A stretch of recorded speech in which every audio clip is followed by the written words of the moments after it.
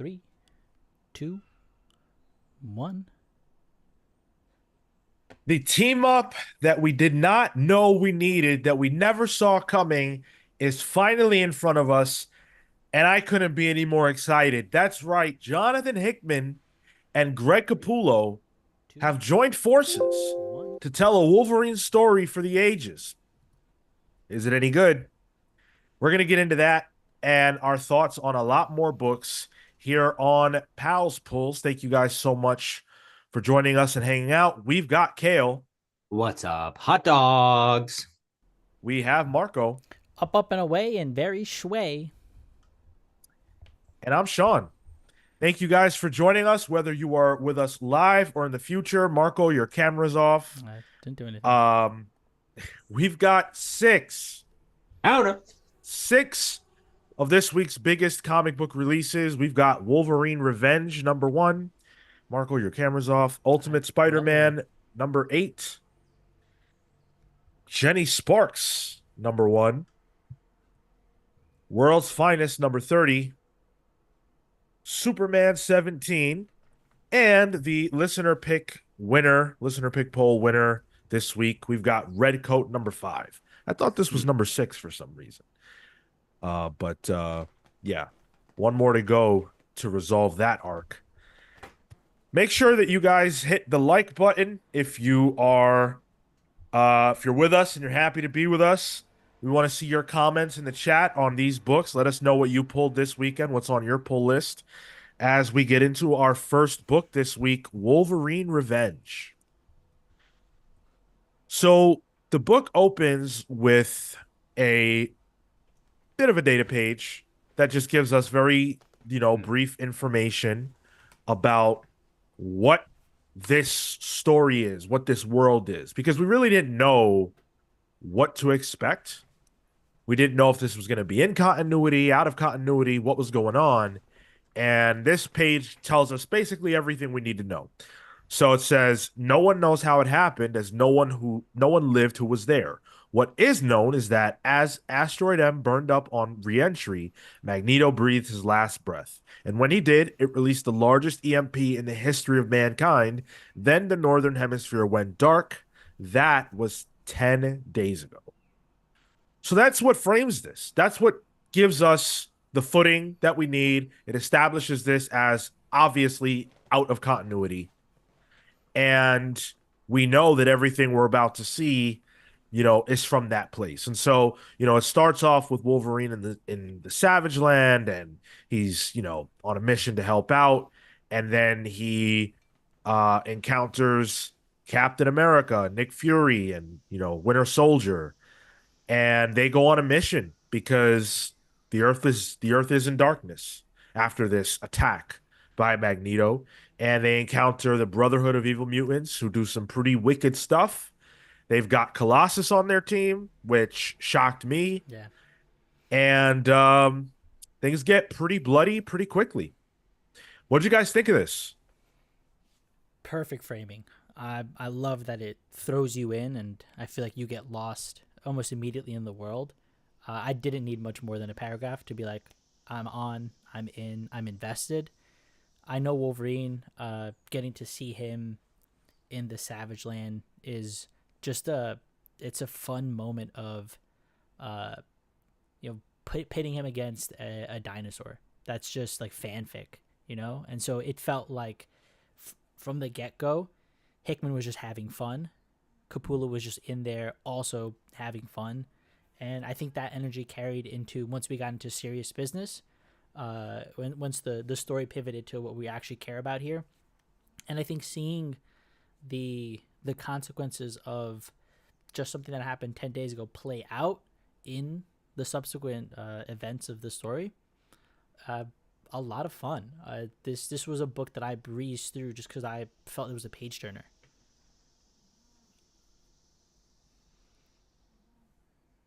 This book was so high energy I had to take a nap after reading it. I think I was a bit lost with the time frame. I don't know much about Asteroid M. I don't know Mm, Magneto's death. I don't know. The thing that sort of centered me more weirdly was Colossus being a traitor. And so I think I got a bit lost in the Krakoa of all that as well. And not that I felt like it was hard to follow. Generally these solo Wolverine stories are pretty straightforward. Um, but I wasn't totally sure where to put my feet. Um, mm. uh, I think I'm still not totally sure what to make of it. Um, I I'm wondering if I'm expecting a little more from Hickman, and especially with an appearance from Nick Fury.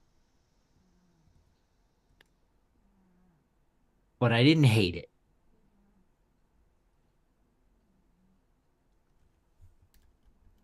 This was my pick of the week. Uh, Wolverine Revenge was excellent. This was, I opened this with by saying like this is the team up that we didn't know we were looking for, but boy, if this isn't incredible, I was gonna say it's a return to form for Greg Capullo, but it's really not because this is what he does whenever he is at bat. It's just cool as hell to see him drawing Marvel characters because he has not drawn Marvel characters to my awareness since I've been reading comics. I'm pretty sure that since I've been reading, he's been a DC guy or a Spawn guy and doing other things. So this is the first time I've seen this work in a book, and his Wolverine is phenomenal looking. Like this is Wolverine to me. This is what that character looks like in my mind. Every page that he turned in here is really awesome, and I just get the impression that he really likes this. Mm, You yeah, know what I'm saying? yeah. Like that he really is enjoying drawing this character and getting to play in the Marvel sandbox, and it's cool to see. Well, doing dinosaurs and Right. Sabretooth and Omega Red. Oh, listen, I would love to draw Omega Red. His Sabretooth is amazing. Yeah. Really cool looking. I actually really enjoyed his Deadpool as well. I wasn't as hot on the Captain America design, Mm-mm. Mm. but pretty much everybody else looks like they should look. I sort of feel that way with a lot of Capullo drawings, Capullo art, is that there's always one person that just doesn't look quite right. Yeah. I think it's in the face and the way that he tries to capture like your image. I don't know. There's something there that doesn't always mesh. Um, to that comment about he's having fun, there was one panel in particular towards the beginning that's super simple. It's just it's a wide panel, and it's when Wolverine sticks the claws into the dinosaur, and it just says schlucked, right? For whatever reason, that specific panel just pops to me. I'm like, yo, this guy is going in. Yeah, it's a pretty gruesome sequence too. Mm, Amin asks, and by the way, hello, Atomic Hound. What's up, Amin Perez? What's up, Aaron Ruiz? Hey, Izzy. Uncanny Suit, how you doing? Cole, good to see you. CW Gordon, Jim Gisante, what's up? Thank you guys for hanging out. Those are just the names I can see right now. Columbo just chimed in. Thank you guys for being here. Amin said, "Did any of us get the red band version?" And I did. I did not get the regular version to compare like I did Mm, with Blood Hunt issue one. I just went with the red band because honestly, it felt like a ripoff to do both. mm. That's $11, so I'm good on yeah, that. Oh damn. Um, yeah, it was good. I don't know if it was that good. right. I don't need two of them. So I actually don't even know what the differences are in this one between the regular and the red band. But I can say that I read through this without thinking about that. And there was nothing that I saw that I was like, oh, wow, that's pretty, bloody. I mean, there's dinosaur intestines here. Dinosaurs bleeding all kinds of blood. Is that in your version? uh, not Not uh, intestines. not overtly. I Mm, think it's not as I don't know. it's still pretty violent and gross, but I wouldn't say it's like red band, Yeah. you know. Yeah. I Yeah. didn't feel I didn't reading this, I didn't feel like there was anything that was so obvious in the same way that Blood Hunt did. It's just like there weren't spaces where it was like, oh, we'll put an extra page here and that's obvious. You know what I mean? Mm. The pages where Wolverine is reforming, which was absolutely insane. I can't even believe the way that looked. That was just ridiculous. How gruesome are those? Because mine are pretty disgusting. Like I'm not even sure if I should show them on stream. It's a very short sequence. It's like 4 panels. Yeah, it's not not so bad. Yeah, it's pretty tame. Okay, yeah. Mine so the red band version I think has an extended regeneration sequence. And what is the last page? Is it Wolverine standing reformed? He's got his claws out. His face is gritting teeth. Yeah, like the Okay. lower part of his face doesn't look totally finished. Yeah. Yeah, yeah. Hmm. Sanji says the intestines panels are taken out, the last page is taken out, and the full page of Sabretooth taking down Wolverine is out. Yeah, definitely didn't see Oh that. Yeah, damn. the last page is crazy. The last page Def- is crazy. Definitely that last page was worth the red band. Yes. Yeah, I agree. Damn. I agree. I don't have any regrets for buying this red band as I did with certain issues of Blood Hunt. Yeah. Sure. Yeah. Uh, I'm gonna wait until we talk about another book because this is right there for me for pick of the week. Mm. Um, but we'll talk about it. Okay. Okay. I guess my only other thoughts are, this book by the end gives us what is going to be the rest of it, where the revenge comes into play, because Mm. now Wolverine is going to hunt down and try to kill each of these individuals who will represent the Brotherhood of Evil Mutants. And I'm excited to watch that play out. There is no, there isn't a ton of meat on the bone. There's no emotional hook here, really. None of Yeah. that.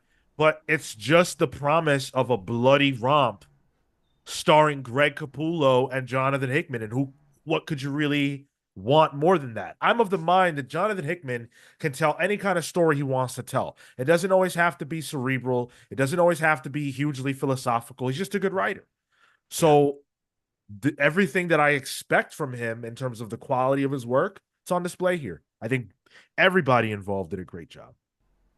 100%. Agreed. Yeah. And I should also say, inker Townsend, colors by FCO Placencia, who always colors Capullo. I think they are a great match for each other going as far back as the Batman run. And letters by Corey Pettit. He Capullo had a different inker, didn't he? In Yeah. the Batman. Batman stuff. I was trying to remember who that might be, but I don't remember who inked him on that. I don't know. I don't that Tim Townsend doesn't sound familiar to me. But I thought the inks here were great, especially the blacks on Wolverine's mask. Like it Sure. it looks black.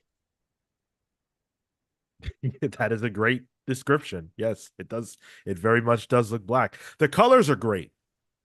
The colors are Yeah, great. The inks are great. It's just an excellent creative team, and I love that. It doesn't always have yeah. to be a super complex story. Just really talented people doing cool stuff. C.W. Gordon says Jonathan Glapion. That sounds familiar. Ah, absolutely. That sounds Yes. familiar. Yes, absolutely. Um, Also, last note, this Deadpool is great. I like this version of Deadpool a lot. He's a mercenary. He's clearly a killer. He's dangerous. He's not really telling jokes, but he's not annoying. He's making little comments, but there's violence in there. There's cunning in there. Like he's dangerous. He's he's. not really that funny. I felt it as like a derangement. You know, like Hmm. he's on the precipice of like crazy, but he's reining in with that like horrific action. Yeah, I like this Deadpool. I wish we got to see this more. Yeah, Yeah, pick of the week for me. right there. Hard, big pull. We'll see where we get. Yeah, this is a pull. Definite pull. Awesome. Awesome. Awesome. Awesome. Love to hear that. Chat, where you at with Wolverine Revenge? What are you guys saying? CW Gordon says, hope the Wolverine being blown up means we'll get different costumes as well. Ooh, interesting. Good thought. He's gonna be naked at this point. Jedi Ty says, I think I will wait for the trade on this one. Bit pricey on singles. Yeah, no kidding, man. No kidding. $5.99 for the red band, $4.99 for the regular. It's no joke. Well, Hmm. I presume it's gonna be just 2 issues. No. 6. Damn, you gotta stretch out that kind of murder. All right, shit, I'm in. Thought this was gonna be 2 issues. I mean, I figured the revenge was gonna be like, 24 pages. There's 4 guys. You Killing it. get, Just killing everybody. yeah. I'm like, all right, yeah. How many issues you need? Sign me up. Steve Matthews says on the Hickman front, I would have enjoyed this a lot more if it hadn't come so soon after Doom, which was so whip smart. Okay. I mean, I like the fact that it's different than that. We're getting different flavors of Hickman now. He was Mm, always viewed as a one-trick pony, now a pony of great complexity, right? And brilliance, but one trick. And I think if he's proven anything over the last year between Ultimate Spider-Man, which I just realized it's a double Hickman week. When was the last time that happened? Ultimate Spider-Man, Wolverine, and what's the other book? Shoot. And Doom, thank you to myself. Between those, we've seen various sides of what Hickman can do. yeah. I like it. Let's see. CW Gordon says, yeah, I really don't want an elaborate Hickman plot. I want Capullo drawing Wolverine action goodness. The Hickman name def helps boost sales, as if Capullo plus Wolverine wasn't enough. Dude, you know what? I can imagine that this book came together by those two just saying, let's do something Oh, cool. yo, Wolverine? Yeah, Wolverine. Yeah. Yeah, exactly. Exactly. Dom Gomez, I haven't seen your name before. Welcome. Thank you for being here. Says good year for Wolverine art. Capullo and Kubert. Yes, that is very true. Yeah. Absolutely. Yeah. Chat seems to have enjoyed the book. We did too here on the show. If you're listening to us in the future, let us know what you thought about it. It's very interesting. It's different. I'm sure that the From the Ashes Wolverine book will have a different flavor to it. We've got that coming Mm. next week or a couple weeks from now. It's soon coming. Anyway, big announcement. Big announcement. Everybody's been wondering what is the next book club? Because that is this coming Tuesday. We get stopped in the streets. Hey, what's the book club gonna be? Why haven't you said anything? And I say, look, you're just gonna have to wait for Sean to announce it. And we are doing that now. Annihilation will be the subject of this Tuesday's book club. I have to give a very special thank you to Atomic Hound, who came in the clutch in the final hours and provided me with a way to read Annihilation in physical. I have What? 3 very gorgeous hardcovers that I will show off live on Tuesday.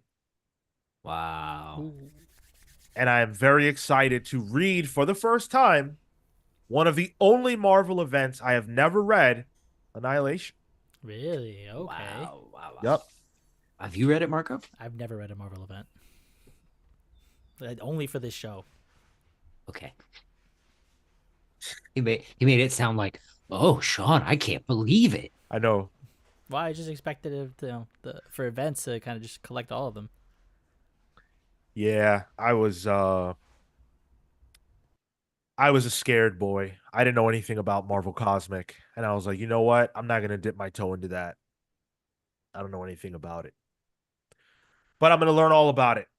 I got to burn the midnight oil to get through this and develop, the conversation that we're going to have. So I hope to see you guys there this Tuesday, August 27th, 6 p.m. Eastern.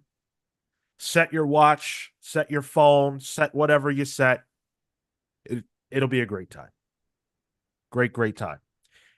The voting for that was done over on patreon.com/thecomicspals, where in addition to being able to vote for the book club every single month, you also get access to weekly newsletters from yours truly, each one of us, one a week. You get a nickname and a shout out. You get to join the Pals verse, and you get that nickname and shout out every single week. You get exclusive access to Palling Around, which is our show that we only push out over there. So lots of fun stuff happening on the Patreon side of things. Thank you to everybody who hangs out with us over there. And I also want to say thank you for 10,000 views on our video about what do people care about new comics. 1,000. 10,000. That is the most viewed non-short that we've ever done. The most viewed thing with our name on it. So thank Easy. you for that. Yeah, very easily. God And you damn. know how I know it blew up? Because we've got all the crazies in the comments. All the nuts, the drones, as I like to call them. All the people saying, well, yeah, of course people don't care about new comics because comic book writers today suck and they're all about their agendas and blah, blah, blah, blah, blah. Yeah. Cyberfrog is really getting it done, though, right? Yo. Ain't no Anyway, gay. Listen, you can guarantee there's no gay people in Cyberfrog. there's also no good stories being told there. Anyway, let's move forward. I just wanted to say thank you for that. Appreciate y'all. And a lot more to come. A lot more to come. Ultimate Spider-Man #8, written by Jonathan Hickman with art by Marco Cicchetto, colors by Matthew Wilson, letters by Corey Pettit. Last issue, the cliffhanger was pretty cool. It was Peter and Harry and Otto Octavius, and Iron Lad appears in front of them and says, okay, it's time to see if you guys are ready. And of course, great cliffhanger followed up in this issue by not the immediate next moment, because this issue takes place, what do they say, 3 weeks later, 4 weeks later? In August. Yeah. The next month, Yeah. August. We do get to see what happened. There is a flashback, as everybody predicted there would be when we had the conversation last month. And it fills in the blanks for a scene that, quite frankly, wasn't all that interesting anyway, sadly. Yeah. I thought it was the least interesting part of the book. The rest of it, though, the rest of this issue is built around a birthday party for Peter's kid and, the preparation for the party itself, and then Kingpin preparing his forces to strike out against Spider-Man. That's pretty much the long and short of this issue. And minus the scene with Iron Lad, I thought that this was a fantastic installment that is made frustrating by the fact that I can feel like Hickman wasn't really that gung-ho about having to show us that scene. Like, I didn't feel like he was that gung-ho about showing us that. It feels awkwardly placed in the issue. I almost Yeah. wish they would have just started with that scene. It feels like a shackle. Yeah. Like he's bound by the month Yeah. gap between issues, and he ended the last one in such a cool way. I was like, well, I have to resolve that. Right. I get.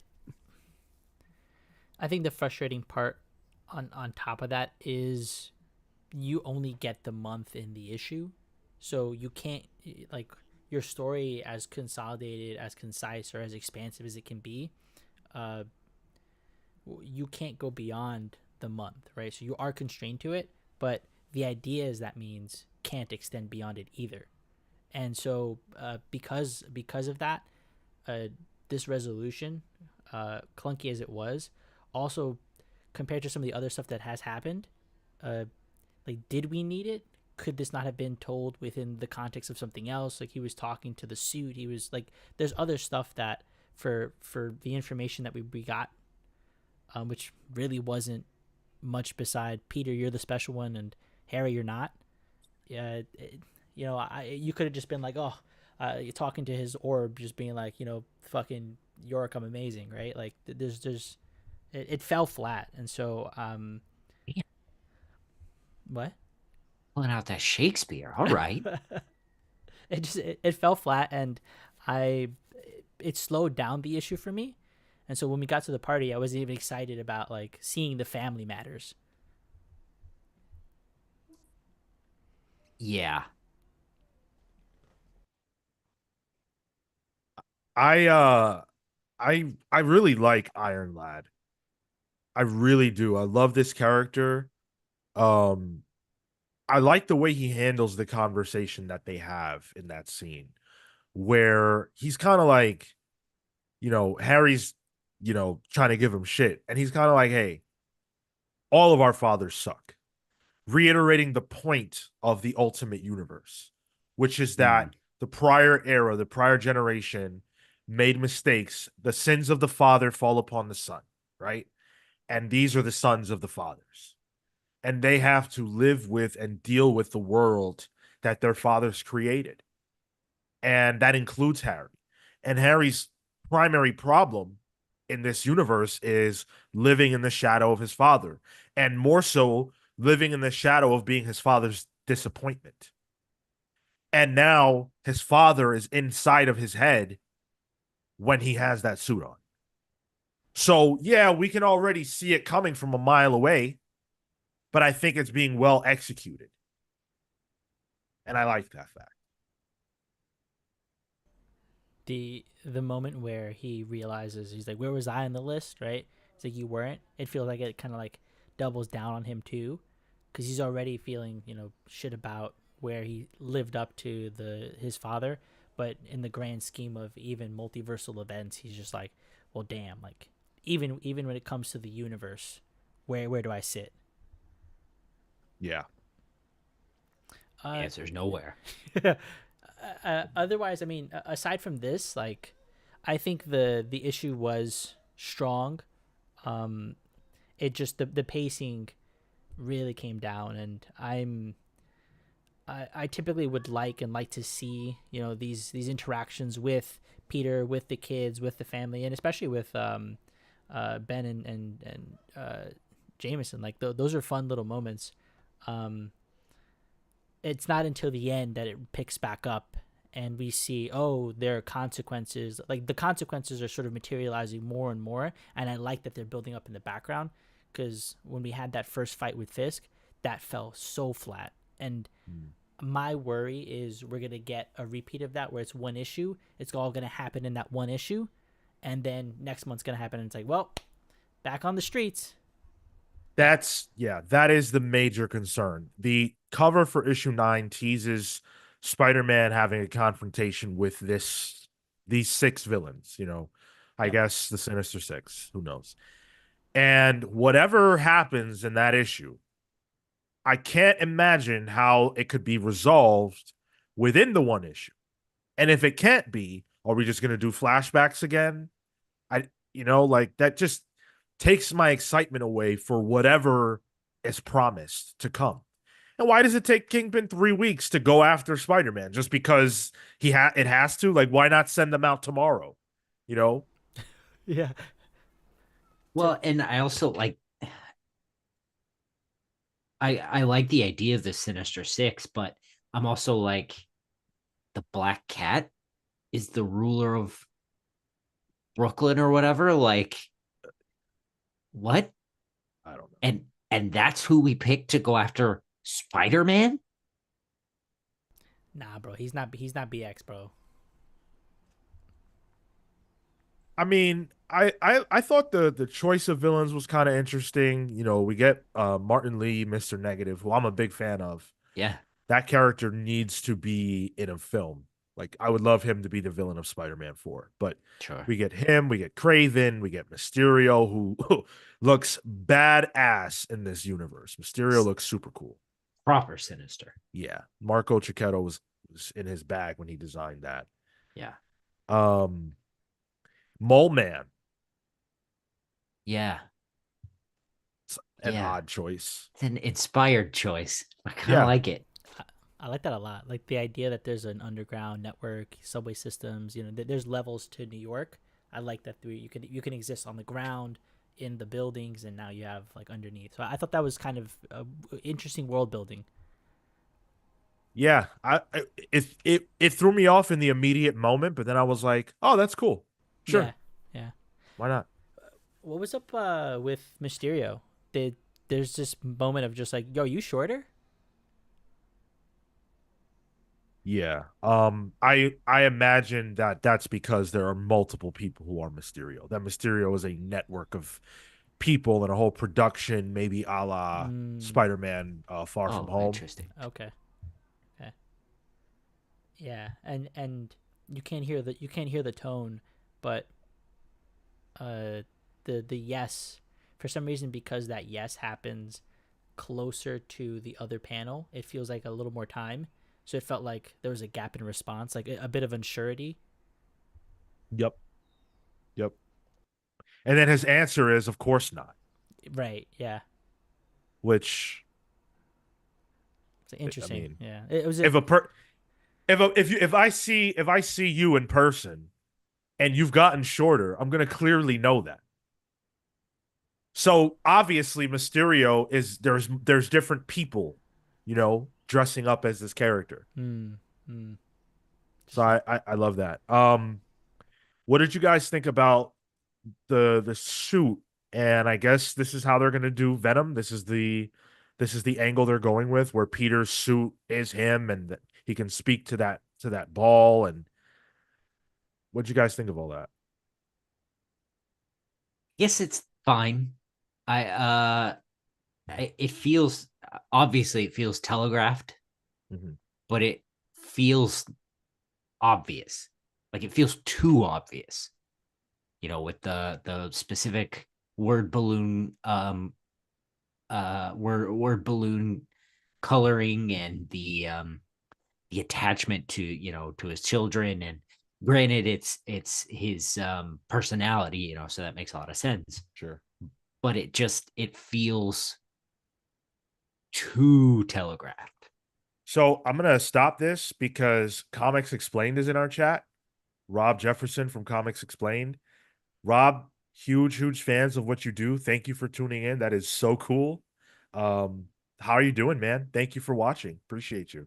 And immediately upon Rob joining the chat, everybody shouting him out. Clearly, so many people that listen to us listen to you, Rob. So hats off to you for what you do.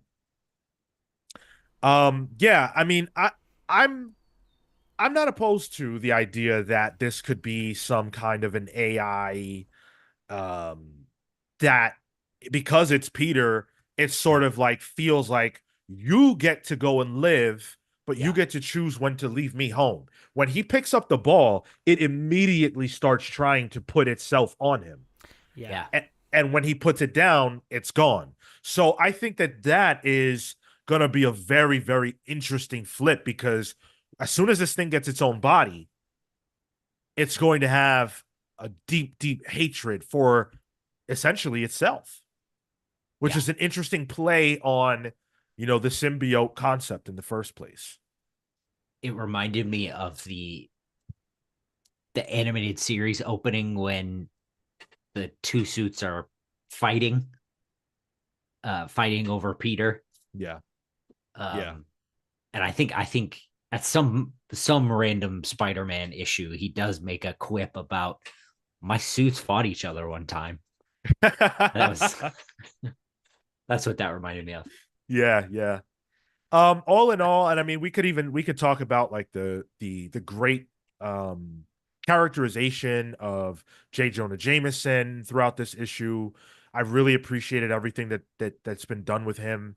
I just feel like Hickman is firing on all cylinders in every single way, and so is Marco Cicchetto, in every single way, except for the part of having to craft these issues in such a way to allow for there to be 3 weeks or 4 weeks between events. And that's the only downside that I have right now. Shout out to his capability to do so though. Like that's another level of craft I think too. So I mean, I get it. Hats off. But I'm not worried necessarily. But I'm tenuous about it. Sure. Shout out to Amin Perez, rejoining the VI Palace for 6 months, saying we are getting Peter and R. Yeah. That's better than Paul and R, right? Like, Oh, what does that look like? we don't want to see What that does video. that look like? No. That's the video. The possibility of that video is what keeps Peter Parker awake at night.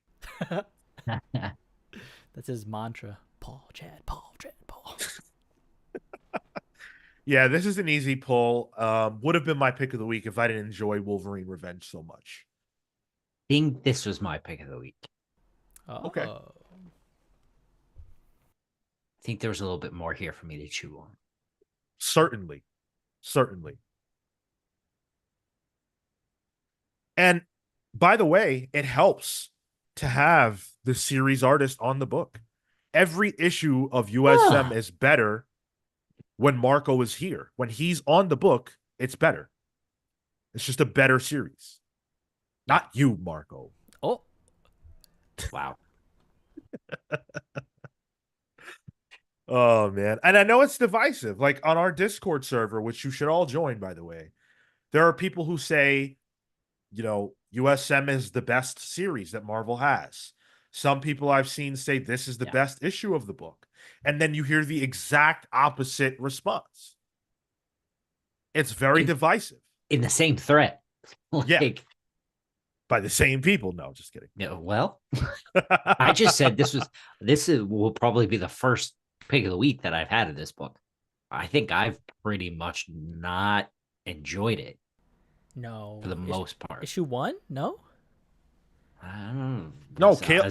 Somebody have to fact check me on that, but I don't think so. You've always been the coldest of us four on this. Yeah, but how did I feel about on the book? Yeah. I feel like I flip-flopped because after the first 3-ish issues, I liked one and then didn't like the next. And I've kind of been on that wavelength with it. I just wish it would get some momentum, but it feels like it's hard to do that. I don't know. But I like it. I think it is a good comic. I don't think that can be argued. No, absolutely not.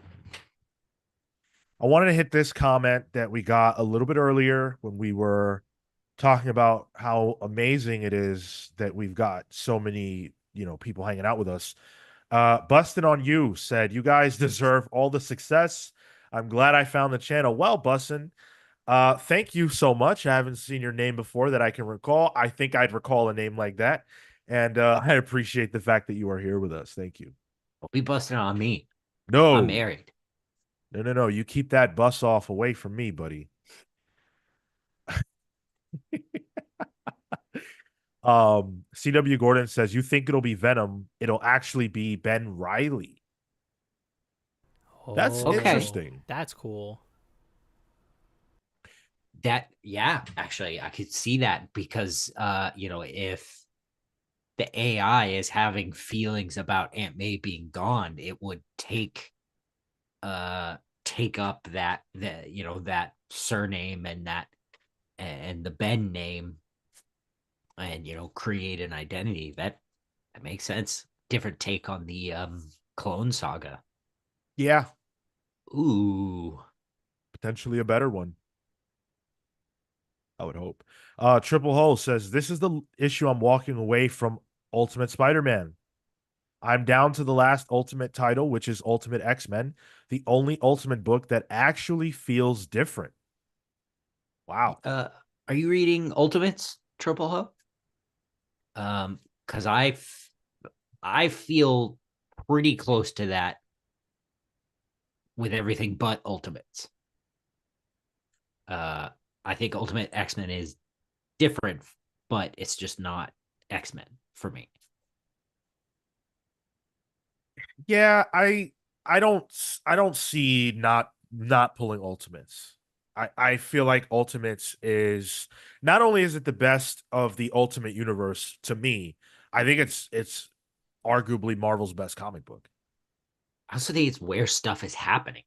Yeah, It's where this part of Marvel is happening. yeah. Triple O said, "Yeah, I'm not a fan of Ultimates either."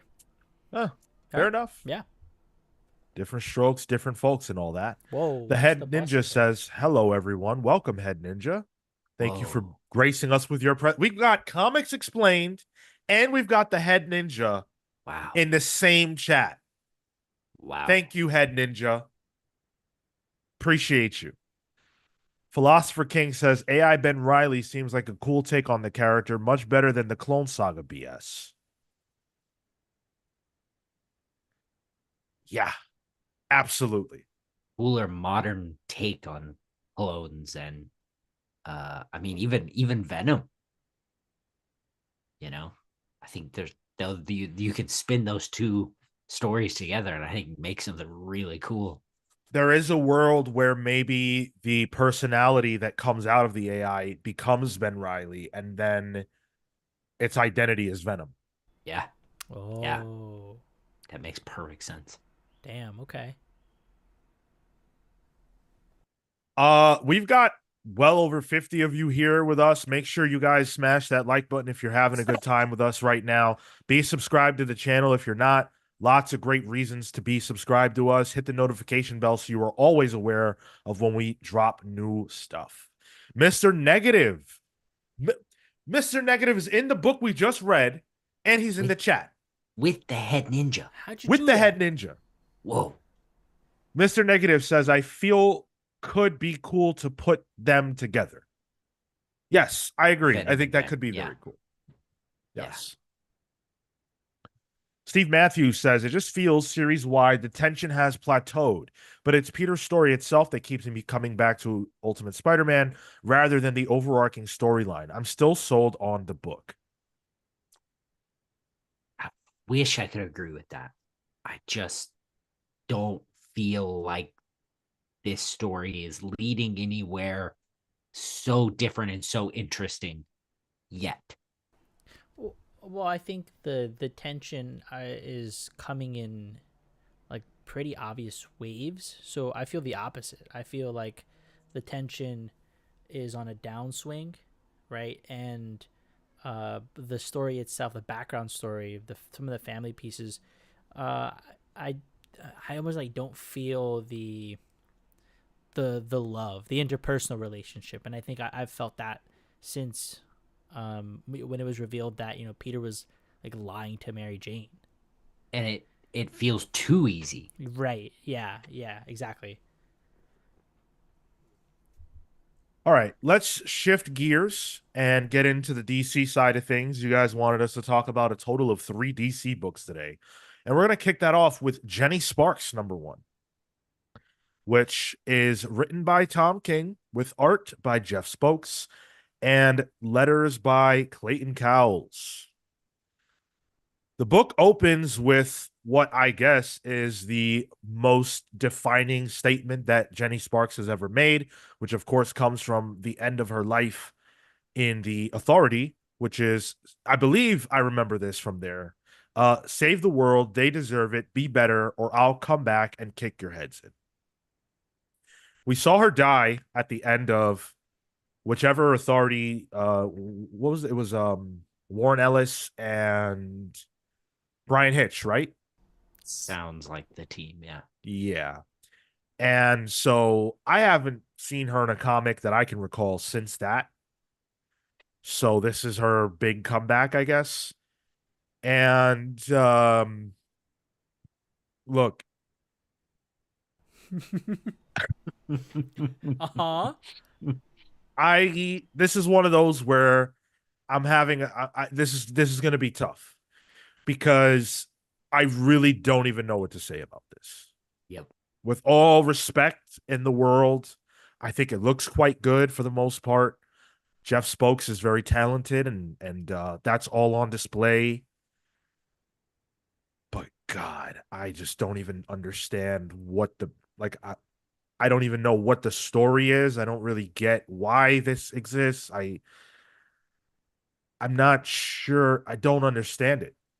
It not in a way that I think that there's like all this stuff happening that's going to be revealed and all make all sorts of sense. Maybe that'll happen. Certainly, creators of this caliber deserve time to cook, but I'm not forced to buy it, right? And there was absolutely nothing here for me. Just because they deserve time to cook doesn't mean I have to go to the restaurant. Right. Uh, Yeah, I don't know this character, and I don't know the authority. And the way this book jumps between moments with Jenny and then moments with Batman, and then random moments with seemingly random people interspersed between very thin panels on almost every page, and then making giving Captain Atom some sort of, you know, mental breakdown. I just like it was so much. And it just feels like Tom is endlessly stuck in a wheel of the exact same character beats. Like everybody, someone's always having a mental breakdown, and some character who you would never think of as an unbelievable badass is just an unbelievable badass. Jenny Sparks is, someone says, "Oh, they should have sent Superman," and she says, "Oh, some cool line to imply that she's better than Superman," you know, and she's cursing in every other panel, and of course the curses are bleeped out, which always looks amazing in comics. so annoying. And it's like these tropes that I just don't think that they work. Every single series you do, you have to go endless curses. Yeah, I've I feel like The Black Label book too. Like, yep, Yeah, let it go. yep. We saw Batman's penis in a Black Label book. We can't read the word dick. you can't say bitch in a Black Label book. Like, come Right. on. The I liked Jenny. She's been described to me as like a female Constantine. So I always approach her from that perspective. She's smoking a cigarette. She's swears up and down, and she doesn't do magic necessarily, but has her powers or whatever. Um, I liked this characterization, but I had to view it from only that very narrow perspective.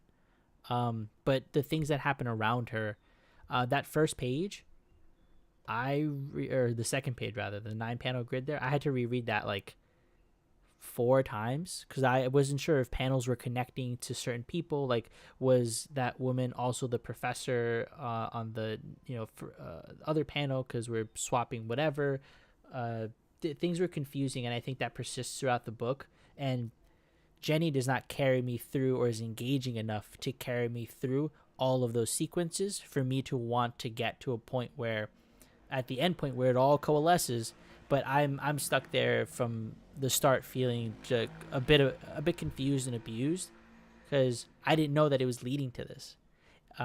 It feels like there's that issue of Sandman where you're in the diner and you have all these disparate people and all these disparate stories kind of coalescing, Yeah. right? So I saw an homage to that, but it fell much flatter, or it fell flat compared to that because there were too many characters being handled.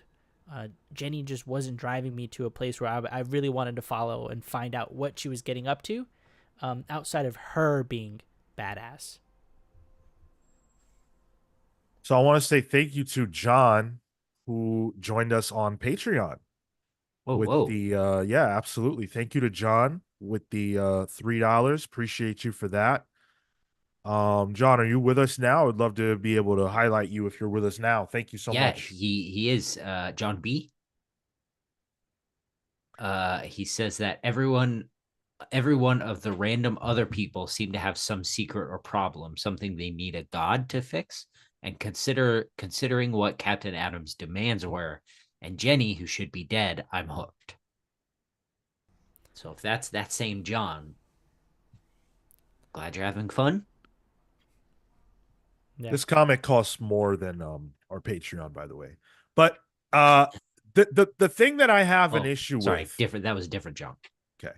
The thing that I have an issue with is that if these characters are all meant to have some kind of larger involvement going forward, John points out that they all have problems that would require a god to fix. I don't know if I don't know if I all the way agree with that. I feel like a lot of them have pretty pedestrian, like everyday problems that people just have. Um, but regardless of that, they're all just talking nonsense. And it's endless. No singular character seems to have anything to say that I'm able to follow in a way that makes a narrative. Yeah. They're all just saying things. And the things are like very, very particular to their life and their problems. No real context for any of that. It just, I don't know. And again, like almost every single page is multiple panels, right around 6 or 7 a page. Yeah, a page. And it's so much, and it's so much dialogue, it's so much noise that it fills the issue with just noise. Well, I think it's 6 to 7 per page, but realistically, one per person. And so you're only getting one panel per page that is relevant to anything that you're following and that you have to keep track of in any moment. Yeah. Yeah. Very frustrating as a book. I couldn't grab hold of anything that's happening here. And yeah, for me this is a very easy pass. Like I actually find that in this moment, because of this first issue, I don't even care to know what's going on. It just didn't do anything to intrigue me. And it also suffers one of Tom's more recent uh sins, is just like whatever his main character is the most badass of all the most baddest. You remember when he tried to pull that off with the Riddler? Right. And I just, come on. Yeah. In the one bad day books. Yeah. I'm really just over that. I'm over it. It's so lame. It's so lame. Like it's just not. Why can't the story be about who they really are? Who they are in these books? Jenny Sparks isn't the most badass character of all time, but she is a character that a lot of people like. Lean in on that. And even if she is, wouldn't the most badass character not walk around and say it? I don't know. How would you know? Uh yeah. Easy pass. This is a one and done for me. Tentative pull just because at the end everybody's in the same bar. And I half expected a, Adam walks into a bar joke or some bullshit like that. Um, I'm glad we didn't, but uh, the only reason that I will see this through to the next issue is because all these individual people were here, and I hope he doesn't rely on that to build some kind of emotional weight. I want to see the consequences of that at the very least.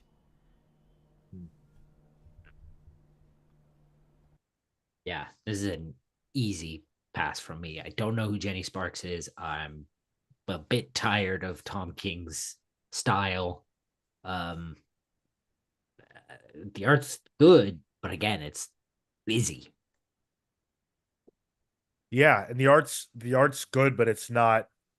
There's nothing happening within the art that I care about. He's drawing people sitting around talking about their pedestrian problems. I have pedestrian problems. I don't read superhero comics to read about bartenders.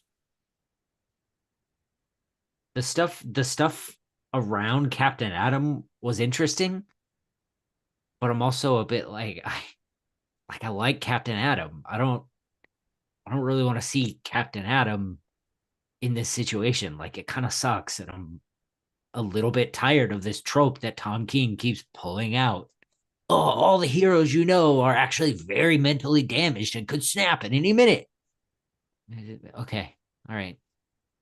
It's bizarre. Why does he get the ability to take characters that people like and just annihilate? What is it about Tom King that DC's just like, oh yeah, please destroy them? And Don't it's get it. Wally West. All of a sudden, Wally West, happy-go-lucky Flash, all of a sudden is so mentally, distraught in Heroes in Crisis that he ends up killing people. Why? Yeah, I don't know, because Tom King wanted him to. it doesn't. And I still haven't read the first half of uh, uh, uh, uh, um, Hitman. No, help me. Human Target. Um, isn't Guy Gardner a domestic abuser? Yeah, he's a piece of shit. Yeah, I don't remember Just like, if that was the root exactly, but I do remember him being an absolute jerk. He Yeah. was he was aggressive. I remember that. I don't know to what yeah, capacity. just like, come on. Atomic Hound. Can't wait to read this for the periodic table. Can't wait to see it, How bud. Yeah, earlier Hound said my standard Tom King disclaimer: the characters in this magazine are based on characters that appear in other DC comics. Any actual resemblance or consistency with other appearances is purely coincidental. So Comic Boom has a really interesting theory. He says Captain Atom is a metaphor for the nuclear age of the 20th century. Jenny is the spirit of the 20th century. What can we in this century learn for the nuclear age? Yeah. Yeah. I mean, there's probably something to that, but that I don't know. It's not that I'm not compelled by that. The problem is that is very much ethereal. Bigger picture. Yeah. And Yeah, what is inside of the comic yeah. it's just Captain Atom walking around like, oh, let me go to the bar. Oh, let me talk about my past. Oh, let me change costumes. Like just nonsense. Just whole pages worth at 4.99, I believe, of a character just waltzing around completely addled. That's all he does throughout this issue. And all anyone does is stuff that I couldn't connect with. It's just frustrating. I hope it ends up good, and if Mm, people say, oh man, Jenny Sparks really is amazing, then maybe I'll jump on down the road. But for now, for me, this is a one and done. yep. Yeah. Oh. Let's see. Aaron Ruiz said, I'm reading Wonder Woman and definitely feel that he oversells its antagonist. Yeah. Wonder Woman is the greatest superhero of all time. Didn't you hear? And that could be true. Like I would listen to that argument, but the argument's not going to be because she's perfect. And whereas Batman and Superman aren't perfect. Because perfect is boring. No superhero should be considered perfect. And I would argue that that very exact idea about Wonder Woman is a big reason why she doesn't sell outside of this specific iteration. Just like Superman couldn't sell before because everybody's mind is made up that he's just this perfect Boy Scout, and nobody cares about that. Speaking of Superman, Batman, and Wonder Woman, let's talk about the Trinity in World's Finest, number 30. Mark Waid got the band together for this one. He's joined by Gleb Melnikov on art, with Tamra Bonvillain on colors and Dave Sharp on the letters. Ooh, what a And team. yeah, right. This issue is, the big three plus Robin on Themyscira investigating a murder mystery that ends up going a lot differently than they thought it would when they arrived on the island. and it takes, the wits and skills of all three heroes and Robin to win the day. What you guys make of this? This is contender for pick of the week for me. I Interesting. such a fun time from the word go. Uh, I Oh, you're not alone. James Jones is pick of the week too. Yeah, man. I loved the characterization. I loved the immediate dive into, hey, I'm a detective. Batman's gonna look for fingerprints. I'm gonna scope this out. I'm gonna deduce something. You have Superman being a almost not negotiator. What's the word? Like a diplomat. He's thank you so much for bringing us to your island. Very honored. Like, what do you do with these people? How does this work? I loved the how distinct and in character everyone felt, and how much it played off of not only each other but this now environment that they're in, and frankly the mystery. And Robin is comic relief. Oh, I ate this shit up. I unfortunately found the turn really boring in terms of like, they say Wonder Woman says at a certain point, what do you call it? This would be like a locked room mystery. And I went, oh, sweet. That's my bread and butter. Come on. And then it's just gods doing their thing. And they beat them with the power of, I don't know, friendship or some shit. And okay. All right. Yeah, for me, this was definitely plot, boring, whatever, don't care. Characters and art, excellent, Yeah. top notch. Yeah. They're right before the title page, uh, with the reveal of the murder or whatever, that silhouette of Robin is easily my favorite. Yeah. I just think he looks so That's cool. good. Yeah, for sure. They all look awesome. Gleb Melnikov is a rising star for sure in Yeah. comics and I think he needs more opportunities at a higher level, which is why I'm really glad that he's on arguably DC's flagship book from a, I don't know, creative standpoint. So Mm, that's great for him. And I think that Mark Waid's pen is always at its peak mm, mm. for the character work. Yeah. He has a really good understanding of who these people are, how they talk, what they care about, and all that good jazz. But unfortunately, I agree that, the ultimate realization being, yeah, they're just angry gods. Nobody was actually killed. Like, okay. I don't care about that. Uh, and I think special shout out to Tamra for the colors. Things pop, things are muted, things are warm, like where they all need to be. There's moments of like sunset. There's moments in the cave. Mm. There's moments of we're back outside and in the daylight that I think it captured really well. And I thought the colors here were excellent. On top of already excellent art. So just a shout out there. Yeah.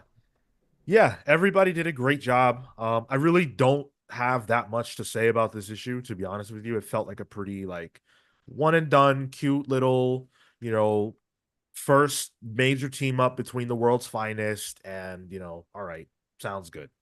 What's Yeah. next? It was fun. Yeah. I don't even say any of those things that I just said in a derisive way. Like, I'm cool with that. I'm Yeah. happy with the run, with the experience that I had. It's just, okay, that's it. That's all there was Yeah. to it. Yep. Cool. Yeah. Pull. Pick of the week. You're going with it? You're I going with I it? think so. Yeah, I think so. Cool. Fair enough. I can see how this and Wolverine would be It, sort of similar picks. Sure. just one. I got one brain cell, man. Well, I know, but it's a pretty Why would straight you admit across the that? plate. just fucking tickle it. That's it. Oh my goodness, man. That's funny. Chop Harder Alchemist says, yes, Sean, Gleb getting this kind of exposure is amazing. Hope it rolls into more work for him.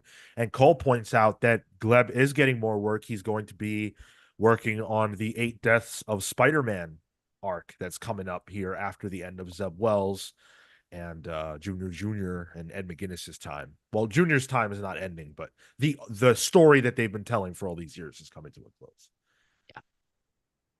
Jose says Diana would never call them to solve a murder in Paradise Island, but once I accepted that, it was a fun issue.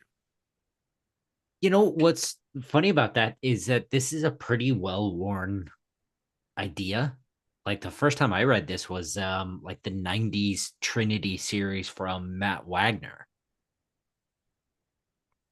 You know, Diana invites Superman and Batman to Paradise Island and they have an adventure.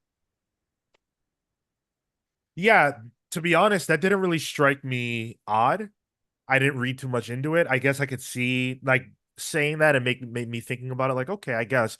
But the implication is that they tried everything that they know and they Yeah. just could not figure it out. So she went to people who she has a level of trust for to help her because she doesn't know what else to do. Mm. I could accept that. Yeah, I that don't was think And that's out of bounds. especially when there are, you know, trickster gods at play, you'd want to bring outside help to uh you know, foil that. People who Sure. don't believe in trickster gods, you know. Yeah. And there are other characters in the book who call into question Wonder Woman's decision to bring them on board. Hmm. Earlier, Aaron Ruiz said regarding our review of Jenny Sparks, damn, that's a brutal statement. Feeling like a writer just destroys a character. And I hate saying things like that. Like I know how it comes across. I know it sounds harsh. And Tom hasn't done a disservice to any character who means something to me personally. Like most of the characters that he's done work with in this type of framing are characters that I have no affinity for. But certainly if you're a fan of, let's say, Adam Strange, right? You read Strange Adventures and you go, hold on. Call this whatever you want. Call this whoever you want, but don't call this Adam Strange because this isn't Adam Strange. This isn't who that character is. And then the other side will say, well, it's Black Label. Well, it's Tom King. It's this, that, and the third. Yeah, but this is the character that I care about. And where else am I going to see stories with him? The only time he gets an at bat, you're assassinating the character. That doesn't feel good. But let's move on. Let's get into Superman number 17. This is an absolute power tie-in. Of course, we are still neck deep in absolute power. Joshua Williamson on the script, Jamal Campbell on the art, Ariana Mayer on the letters. So pretty strong creative team. Really happy to see Jamal Campbell art anytime we can get his art. I'm going to address this comment real fast. Triple Hole says, find me an Adam Strange fan. I don't have to do it. I guarantee you that you are going to receive a mess or not. You're not going to receive a message, but someone in the chat will respond to that as an Adam Strange fan. Guaranteed. You got fucking two on stream. yeah, dude. Got my Silver Age omnibus. I got random issues here and there, some collecteds, Cuberts. Come on, man. There you Massive go. fan of Adam Strange well before Tom King ever came into the picture. There you go. I'm the one who was new of us to the character when I read Strange Adventures. I didn't know who he was. And yeah, so all right, anyway, Superman. Um this issue sees basically the core of this book. So Lex, Lois, Superman himself, all those people kind of regrouping given what's been going on. Superman goes on a little magic adventure with Zatanna to the Oblivion Bar, and he gets into a conflict that forces me to remember that Superman is powerless right now, but he is still jacked. Word. Yeah. My dude got muscles. Like he lifts. Yeah, I forgot about that. Like Superman is always like, okay, yeah, what are you without the powers? But clearly my man lifts. Clearly my man is getting them push-ups done because he has no powers at all. And the way he tosses that one guy across the entire bar, that guy was jacked and he had magic powers. Superman didn't give a damn. Yeah. Yeah. Throw punched him. I loved it. Like, what are you without your Kryptonian powers? Well, I am a peak strength human being who has absolutely no fear. Hang on, let me pull my foot out of your ass and then I'll tell you. Yeah. I found this to be, quite fun. I feel like Superman, by and large, has been quite a good book under Joshua Williamson's pen. It's not the revelation that PKJ stuff was, but this has been good, and I'm enjoying the tie-ins of Absolute Power that I'm reading. I'm not reading them all, the ones I'm reading. Like I would enjoy the tie-ins of any other great event, in the sense that they feel like they're meaningfully telling stories within the margins of those characters' worlds. That's how it should feel. And it's not disruptive because it's still moving forward some of the stuff that was already happening in this book, like the stuff with Lex that came out of House of Brainiac with him forgetting who he really is and all that jazz and losing his memory. Like all that is still at play. We get, Superwoman, Lois Lane. She's got this really cool super suit that she's using. And again, Zatanna. I'm always happy to see Zatanna. Bet Home you run are. issue. Hell yeah, bro. How is she? Let me ask you a question. So she's got no magic, right? Her magic is gone. Isn't there some kind of magic that is required to run around in a forest that's burning with people trying to kill you while you're wearing high heels? Isn't that magical? That's called the magic of being a woman. Damn, There you I go. literally about to say that. Damn, beat me to There it. you go. Yo, I thought when they said, "Oh, we're gonna go to the Grove and then it's all on fire," I'm like, "Swamp Thing's on fire!" And it's like a little fucking twig. I'm like, "Oh, what was this? What's going on here?" Hell yeah. So one thing I really appreciated in this issue is in the Oblivion bar, Zatanna's trying to make deals or whatever, and then all of a sudden Superman just starts lecturing everybody in the bar, and I found that hilarious because just a little peek into my Patreon newsletter. I started the Fourth World Omnibus, and the first two issues are Superman and Jimmy Olsen. Jimmy Olsen goes off to do like motorcycle gang shenanigans, and Superman's like, "Hold on, no way can Jimmy Olsen do that. I don't think so." And he stops everybody in the motorcycle gang and he says, "Hang on a second, you guys can't do this." Yo, that finger was wagging so hard, dude. Yeah, he was. And it's like, oh, this harkens back to a Superman that we've forgotten about. Okay, read that. Read that. Every single one of you, cowards. Want to see it? Cowards. Don't pretend to know the ways of magic or your world, but there is a war out there. Scallywags. You guys know Phoenix Wright, Yeah. the Ace Attorney? Like, doesn't this look Yeah. just like Oh that? yeah. Objection. Yeah. Yeah, Jamal Campbell drew the hell out of this issue, man. And it appears he colored it as well. So excellent job to him. The whole thing is just gorgeous. Man, he's one of the best that DC has for sure. I was gonna ask. It felt like someone different was coloring him because I feel like sometimes his style is a bit flatter. This felt a little and this is just a personal thing of mine, but it just felt a little waxy, a little oily. So I wasn't as big a fan because I feel like that first page where it's the texture is grainy, I think is typically what I have seen of his art, and so this still good, sound, structurally, form, all that kind of stuff. It was just the coloring aspect for me that I was being nitpicky about. it felt a bit like what they're trying to do on Absolute Power Mm, with Dan Mora's art. sure. Like I like they're yeah. trying to keep it kind of tonally similar. I definitely know what you're saying, Marco. For whatever reason, it just didn't bother me. Yeah, yeah. I really like Jamal Campbell's style, and like for example, there's a when they're in the bar and like someone's blowing out the smoke, then there's another panel of someone pouring the liquor. And it's like way too um it's like way too thick, the coloring, I guess, but it Mm, just looks so stylized and cool that I'm just like, "Hey, sure, yeah, absolutely. Bring it on, please." yeah, and I definitely recognize it as like that's a me thing. That's just preference. Hmm.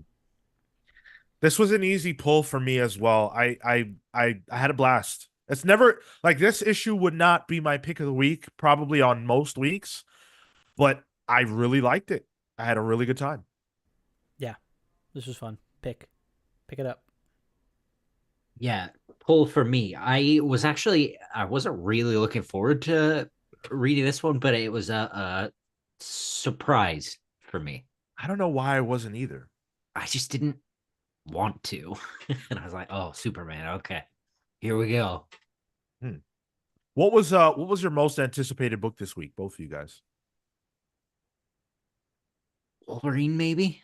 Yeah, yeah, Wolverine, and then I've been hearing such good things about World's Finest from the Discord, Tyler, that I'm like, you know what? I'll give this a shot. I'm gonna give this a like an earnest shot again, and it delivered. Yeah, sounds about right. Wow, Gordon, pick of the week. Nice. I mean, as well. So this pick of the week for Superman. There it You is. guys are way Okay. into it. Yeah, no, it's been great. It's been absolutely great. Chop Harder Alchemist says Superman has been very fun for me. I think Williamson is delivering a solid run. The Jamal Campbell art is top tier. Yeah, that's undeniable. And I feel like Superman stories aren't always like the ones I have read, which is admittedly not that many. They're not always that fun. And I find that I've been having a lot of fun with Joshua Williamson's Superman stuff. It I think you gotta read some more Superman. Certainly, certainly. But like since I started reading Superman, or since I started reading comics and Superman, to be fair, Jeff Johns and Gary Frank weren't having a blast. Like their Superman Yeah, yeah, story yeah. wasn't a blast. The one where he was just walking around everywhere by JMS, that wasn't fun. Uh, I don't remember the New 52 Superman Unchained, which was by Snyder and Lee, or oh the Morrison Superman being very fun. And then I stopped reading Superman altogether until PKJ jumped on board, and that was retroactive with War World, which was great but not fun. So for my experience of Superman, which does go back, almost, which goes back 17 years, I just haven't been having that much fun. fair enough. But I know that like the 80s and 70s Superman stories are very different than so. Thor's drinking buddy says, when it comes to event tie-ins, what is your expectation other than a good story? I would like it to add a little something to the event, even if it's only for the character. So like in this case, they are looking for something very specific that will help them win the day in absolute power, but you're also going on this journey with Clark, and I think that's what's really important to me is that it ties together somehow Hmm. in a way that's cohesive and makes sense. And beyond just, oh, I'm also experiencing the same thing concurrently with other people, because I feel like a lot of people can just write in, oh, this thing's happening in the background, okay, let's continue on with whatever's going on with our thing, or they go the opposite way and they fully commit to being trapped in the world. So I think, yeah, having a balance of consequence that pushes the current narrative? So for me, I like it when creators look at the event, then look at the character that they're assigned and say, okay, what can I say about this character and the actions that they take in this event, or how the event itself reflects on them, that adds something meaningful. Think about, for those of you who read them, the Amazing Spider-Man tie-ins to Civil War and how important those were. Because, Yeah. hey, Spider-Man just threw himself all the way in with the Avengers. Now he's living with them. He's, on payroll with them. He moved his aunt and wife in with them. And now there's a schism and he's got to pick a side. And one of those sides is going to lead to him being homeless. You know what I'm Yeah. saying? Like, his morality is called into question. His judgment is called into, his friendships. Everything was on the line. And that felt big and important. And I think that finding the way to do that, She-Hulk was a lawyer. She was Speedball's lawyer throughout the Yeah. Civil War. So they said, well, the guy's going to need a lawyer. What lawyers do we have? Oh shit, She-Hulk. Now all of a sudden, me, a 16-year-old kid who's never read a She-Hulk nothing, is buying She-Hulk Mm. because of the Civil War event. And I got something meaningful out of that, where now I love that character. Mm. It could have been a throwaway tie-in, and I probably would have never read it again. So there you go. Triple Ho says, I think I'm off the Hickman train after this week. Ouch. I get it. I want to be off the Tom King train. So, Rough. William Malik says, sup everyone. What's up, William? I see you and yo, I see you when I do chill shows. what's up, hot dog? Hey, Yeah. yo. Amin says Superman stories were not as fun because his secret identity was not being used as much. They are kind of doing it right now, but I still miss Clark just being Clark and not Superman all the time. That's fair. Yeah. I Well, find that with a lot of identity stuff right now. It's kind of coming back into vogue, but previously it wasn't, it didn't feel like it was around as much. Yeah, and I think that's something that's been dying off for some time, is the Yeah. relevance of superhero identities and the supporting casts that make their world special. Like, whenever we Yeah. read a Metropolis-based Superman story, Cale's always like, "Oh, I love this guy and that one," and I'm like, "Who the fuck? I've been reading Superman comics for years. Who is this?"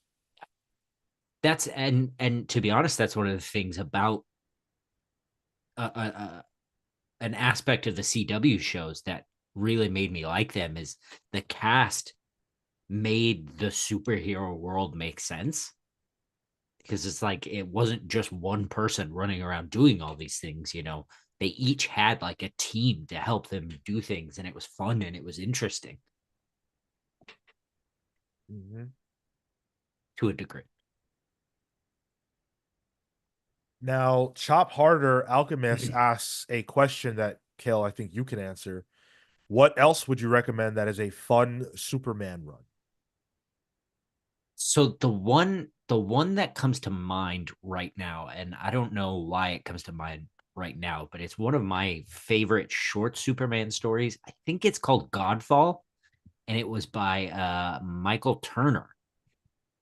Um Superman somehow or another gets trapped on Kandor, I think, or something like Kandor. And he's got the family and he's got, the whole thing, but somehow or another he gets tied up in like a cool futuristic biker gang. And so it's these cool like biker gang uh races, on cool futuristic racetracks and conflict in really slick looking costumes. And he has to kind of figure out his identity again, and it's really cool and it's really fun. I do remember there being like an emotional gut punch, but everything around that was really fun. I just pulled up a picture. Okay, This hopefully that answers your question. Chop Harder. I like Michael Turner, man. yeah. Yeah, I pulled up a gone picture on too that. soon. Looks real cool. The suit. Yeah. Yeah, man. Michael Turner, one of the goats. Um, so we're about to get into the listener pick this week, which is, of course, Redcoat #5. That's the book that you guys voted for in a very, very hotly contested poll that came down to Redcoat and Powerpuff Girls. What I want to highlight is that so many of you voted. In fact, it was the most voted in listener pick poll that we have done. Yo. You crushed it. You absolutely crushed it. Thank you so much for that. That is what I was hoping for. That's what I asked for. And you guys delivered in spades. Thank you. Let's see if we can do it again. Let's see if we can do it again. We had almost 400 votes on the last one. Let's see if we can push that a little more this time around. So this week on the poll, we've got Frankenstein #1, which is in the Universal Monsters universe, and it's by Michael Walsh, Oh, who does the silver coin, if you are done, familiar. done, voted. Save, yo, Done. save. Done deal. Easy. Refresh that. It You just got more. it's winning overwhelmingly right now. Awesome. Yeah. Fantastic Four, #24, is also on there. You guys liked it when we reviewed Fantastic Four, the Blood Hunt tie-in. So I'm giving it another shot. Let's see if you want us to continue with that. That's got 25% of the vote right now. Frankenstein at 51%, which is ridiculous. And then we've got two X books on here. We're not gonna be able to follow all the X titles. There's too many, and we're not expanding our review, our the amount of books that we review. So something has to give. And this is the gauntlet. This is the Coliseum. That's how I think about the poll. So which one do you want us to go with? Nyx, NYX #2, or X Force #2? Personally, I loved X Force. I thought that was fantastic. Jeffrey Thorne and Marcus Toad doing tremendous work. Nyx I was less hot on, but it's not up to me. It's up to you guys. YouTube.com/the Comics Pals under the community tab. That's the place you can vote. I am sharing a link to the vote. If you guys want to head on over and do Oh, that. I already Looks did like it. Marco had already done it. Yeah. That's fair. I'll remove mine. So yeah, cast your vote. Let us know what you want us to read. Let's talk. Go ahead, Cale. Purple Host says, no Archie the Decision by Tom King coming out next week. No. I'm looking You at don't want to see him ruin the Riverdale kids? Who's gonna have a mental breakdown? Which one of them is gonna who's good for it, Cale? Me.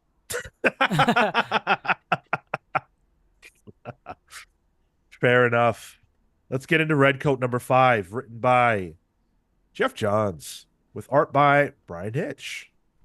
Inks by Andrew Curry and Brian Hitch. Brad Anderson on the colors, Rob Lee on the letters. And this issue is essentially built around a lot of information dumping that is meant to give us an idea of who's really behind all of the hijinks and the secret society that is hunting Simon Redcoat and Einstein and Benedict Arnold. And ultimately, I think this twist, the twist at the end, is very, very predictable, and the whole issue builds to it, and it's very, very wordy, and nothing else of consequence really happens. So when you're reading an issue that is building towards one moment, and you can see that moment coming from way, way long ago, it loses, for me, it loses its sting. Its impact. Yeah. I was just thinking on that because I wasn't seeing it coming, but once it happened, the pieces made sense, but it wasn't in a satisfying way. Like I didn't sit there going, oh, okay, cool. I was like, oh yeah, okay, all right, I guess that makes sense. Like, yeah, for sure.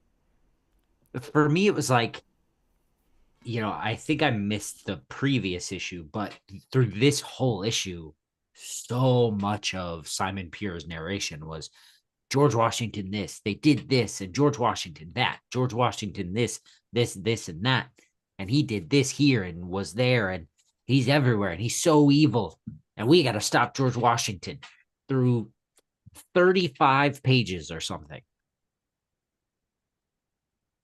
for it to just flip and it just be Benedict Arnold. Yeah. It Uh, felt like a lot of buildup for something to just be pulled from under you. Sean, can you pull up page 4? Because I think the one thing that for me that hinders this book, outside of the, yeah, dude, like there's just that one panel there is 3 bubbles. You just see the face, right? 4 bubbles. Yeah. It's a little overwhelming to read through, and it kills some of the pace. And then with freaking Einstein, with you gotta kind of do little mental tricks to just things just slow the pace of the book and the understanding down, and I think that's hampered my excitement for it. Um, I will say the usage of American mythology is fun, like the legacy of the cherry tree versus Johnny Appleseed. You have certain things that play into that continue to build what Jeff Johns is originally trying to do with this universe is build up on those characters and build a narrative there. So I appreciate that, but um the I'm just not a historical fiction guy, and so I can appreciate what's being done, but I'm not engaged in the process. Uh, Jeff's talented, absolutely no doubt. He can carry a story, he can carry a narrative through, and he can make use of the world that he's building. But it isn't connecting with me, and I'm not finding myself grounded in the character here of Redcoat. Yeah, man. This is one of those rare times where the reveal is actually worse than what was originally being done. George Washington oh snap, actually he is the worst scumbag walking the earth. All right, let's see it. I don't have love for that man. You know, let's get into that. And Benedict Arnold is actually a misunderstood, lied on, decent guy, maybe. Okay, let's see it. But for him to just flip, it's like, all right. And then when you talk about the excessive verbiage, I know that Alan Moore, if he saw the page that I held up earlier, my man would probably cast a spell on Jeff Johns. Like, I am never going to tell a master how to do their craft. So that's not what I'm saying. I'm just saying that five five balloons, 5 word balloons on one panel feels suffocating. One small panel. Right. It's not a spread. It's not like that's a panel with what? Or that's a page with what? Like 5 or 6 panels? Yeah, probably. Yeah. Yeah. Seven. I don't think I've ever seen that before. Like it almost deserves to be commended for that because how did they even make that happen? Because that panel is literally a face. Like Brian Hitch had to go, well, all right. Yeah, yeah. I gotta show this dude talking, so that's what I'll do. Then there's another page a little bit deeper with a panel that takes up half of the page. A page, by the way, that has 5 panels itself. But the top half is one panel that has 9 dialogue bubbles. Look at this. This one right here. Look at this here. 9 dialogue bubbles. That's absurd. It's a lot. And it just doesn't feel like it has, I don't know. It just doesn't feel like it has, Weight, like, yeah, meaning, right. like if a lot of it, and I would there's a degree of it where like, okay, Simon's a chatty character. Okay, fine. Does every other character have to be a chatty character? Yeah, bounce off him, not And fucking like bounce what? with him. Right. And the Einstein stuff, like on top of everything else, I'm Yeah. not like I almost don't even want to read his lines because it's just insufferable that they insist on him like the broken English being highlighted inside the bubbles. Like I get it, but I don't want to read it. And even worse, they make fun of it in the text, Right. which is like, okay, that's a character choice. I understand that, but it's also like, come on. Like, This is issue 5 and they've been doing that. Like that's been the gag. So I think we've got one issue to go. I honestly think this might be the first Ghost Machine book that I just dropped. I want it. I'm gonna give it the arc, but I just don't think I care.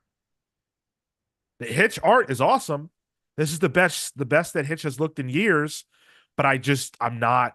I don't care about the story. I Yeah. think I'm overall not the Hitch fan that everybody else is, but I don't know. There were bits here where I was just uh, some of the faces sort of uh, they don't always look consistent, and then like when the bad guys, the hooded figures appear in the barn and they I guess they throw the axe. Like what moment is that? What moment is that? Yeah. Yeah. Do you know what I mean? That's a Like funny question. Marco has brought up the fact that, like Daniel or Johnson will pick the perfect apex moment of like a wrestling move. So at the bottom of this page where the axe suddenly appears and that's our signal that the the red guys have shown up. What is that axe doing? Where did that axe come from?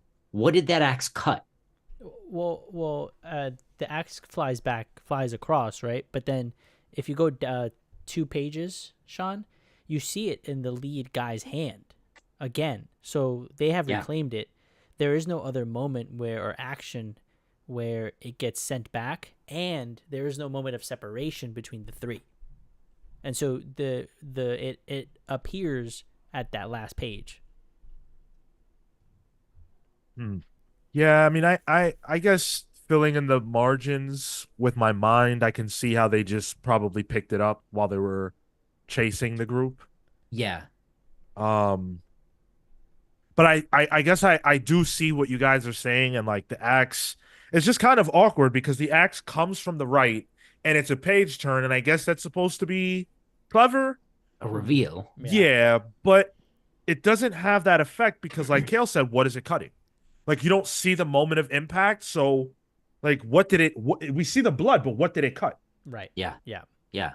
And that's supposed to, CW Gordon points out, that's supposed to be a big moment because it's like the second of three Mm-hmm. major cuts that, Redcoat can have or whatever. Right. But if it's such a big moment, why is it I don't, glossed over, I guess? Well, what? Words, Cale, dialogue. We got to move forward with dialogue. I th- I thought you were getting onto me like like you did last week just now. It's like I thought I've been pretty good this episode.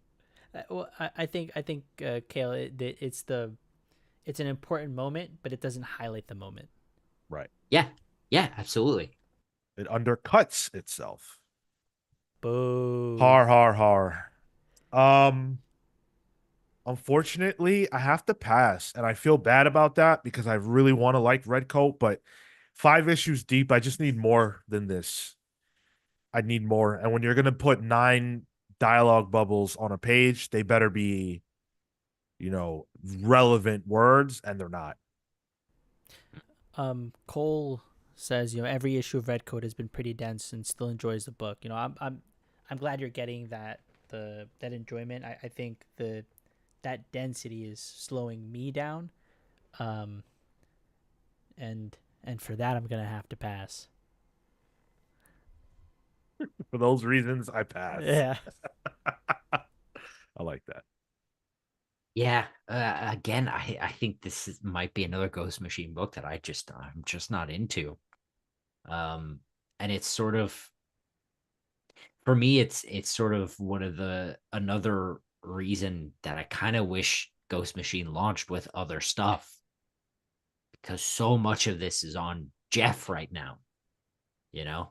And not a lot of it is hitting for me. Mm. Yeah, Mr. Negative says, I looked at this panel multiple times, wondering what the axe hit. You see blood, but it's not touching Simon. It specifically looked like they were showing it missed.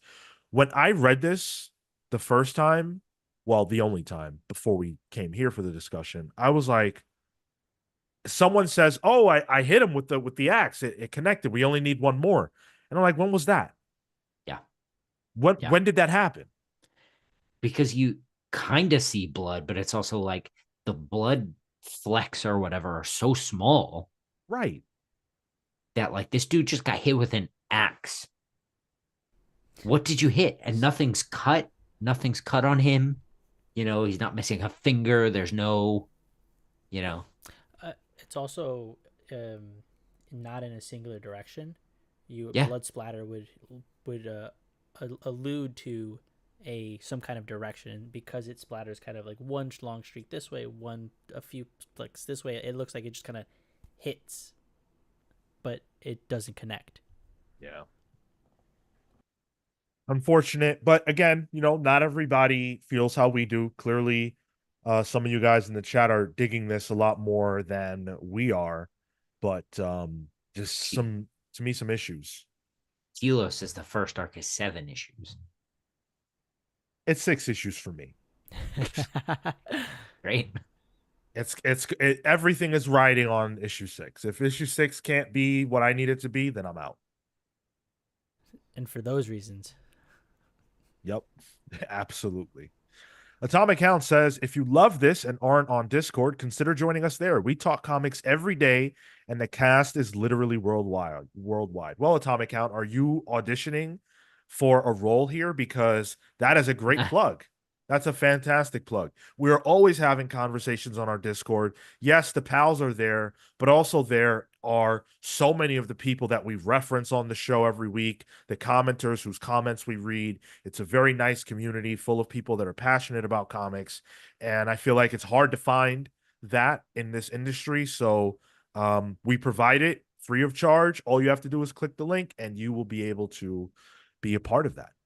And not only that, people like Hound are volunteering to take up the mantle of doing stuff like mini book clubs that have nothing to do with the four of us. And they're just getting together to talk about books. There was one yesterday about the first 3 issues of the Squadron Supreme from the 80s. And the discussion was really great.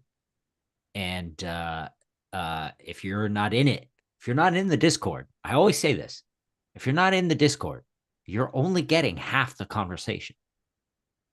Yeah, it's completely true. Chat saying that it didn't hit. I feel like that's a bit of copium. We see the blood. The guys say that it hit. I think it hit, unless it was someone else's blood, but someone would know if they were stabbed, right? Or cut by an axe. Although, quite frankly, no one is reacting as if they've been stabbed. No one there reacts as if they've been cut by a knife. And then also, like, we see the consequences of the 3rd stab at the end of the book. Right, exactly. So he has to have been stabbed, or yeah, it has to be. Anyway, those are our reviews for the week, but we are not done. We are not done because, of course, we still have the stack to go. But before we get into that, I promised last week that I would share with you guys some of the books that I've been catching up with. And I have a long list. I'm not going to necessarily go through it all, but I will, pick and choose just some of the books that I've been reading recently.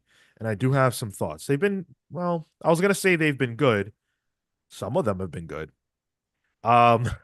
So let's see. I caught up with The Hunger in the Dusk. Did I talk about that? Oh, I don't think so.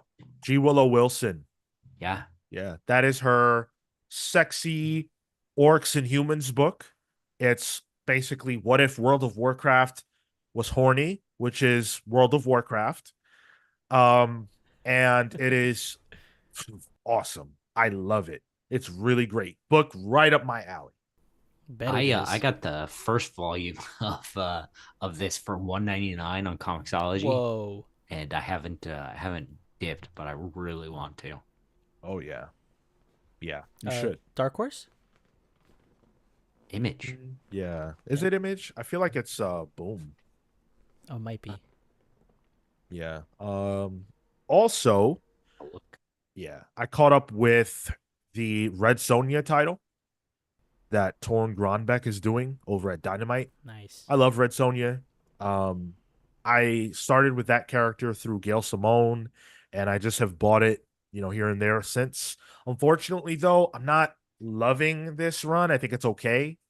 It's just very like hot woman is on a mission but gets stopped constantly to do other things that aren't necessarily as interesting as what she's supposed to do.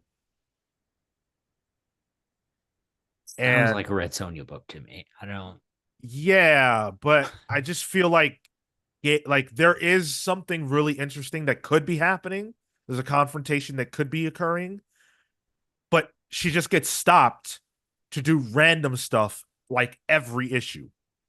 And it's just annoying. But I'm not dropping it because I love Red Sonja and I think Torn Gronbeck is talented. Um, Quickly, The Hunger of the Dusk is IDW. oh, so we were all wrong. Sick. Okay. Yeah, big time. Love that.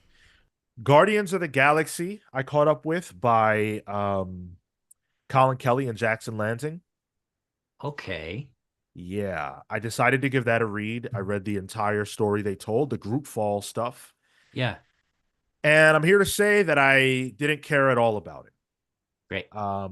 Yeah, I really don't have any like good thoughts about it. I didn't think it was particularly interesting. And also it ends up kind of like it strikes as, oh no, Groot's gone bad and this is really awful. But it's not that. And the reveal of what it is way less cool. And by the time I was done with it, I was like, gosh, I feel like I could have read something a lot more compelling than this. Hmm. So what are you gonna do? Um, and also I caught up with Public Domain, Chip Oh, Zdarsky. yeah, Oh. yeah, yeah. I've heard Mhm. really good things about the end. Yeah, so it's not over. Oh, is it not? Um, I don't think so. I mean, it's No, just there's gonna it's be another volume. Oh. yeah. And it's quite good. Public Domain is real good. It is a story about a man who loves to tell comic books, loves to make comics, and he loses the rights to his character, and the guy who worked with him kind of runs it into the ground. I think it's supposed to be an allegory, of course, for like Marvel and maybe Stan Lee and Jack Kirby. Um, and it's a family affair. He gets his family involved, and it's really good. I won't spoil it too much or anything like that. But I think if you love comics, you'll probably get a lot out of it. It's real good. I know Chip and um Rachel Stott and Aaron Angelini are doing a spin-off of Public Domain with the superhero characters in the superhero world of that book. Yeah. Yeah, it's 3 issues deep. That Oh, one is? Whoa. nice. Yeah. That I haven't caught. So the screwed up part of me reading Public Domain so late is that I didn't know that. So I Yeah. never bought those issues, so I don't have them. I didn't know that that was tethered to this. So I have to like see if I can find those issues. But I bet you fine. yeah, I probably won't bother. Um, All right. see, yeah, Triple Hole's referencing the domain. Yeah, Oh, I is that what haven't. that is? Okay. Yeah, yeah. D13CJ says, "Hello, work sucks. Any good news with Ultimate X-Men? What's up, D1? Ultimate X-Men is not out this week, bud. So we don't have good news about it. Work Um, sucks. Any news about where Ultimate X-Men? mm, You know that song? yeah, I know the song. Um, but I think we're what? We're Oh, it's out next week. Yeah. Ultimate Oh, X-Men is cool. out next week. Yeah. Next week we're going to be reviewing Avengers vs. Aliens #1. So we're finally getting that. Yes. More Hickman. Ooh, yes. X-Men #3. Ultimate X-Men #6. Rook Exodus #5. And Nice House by the Sea #2. Ooh. Hot week next week. It's a pretty banger week. Yeah. Mhm. Muy caliente. Yes, indeed. Let's see those numbers. Let's see the numbers for the stack. What are you guys thinking this week? So, if you're unfamiliar, the stack is a segment where because I buy way too many comics every week and I unfortunately don't get to them all, I have a very long pull list and many of them go unread or have gone unread. I am trying to curb both problems and you guys are helping me.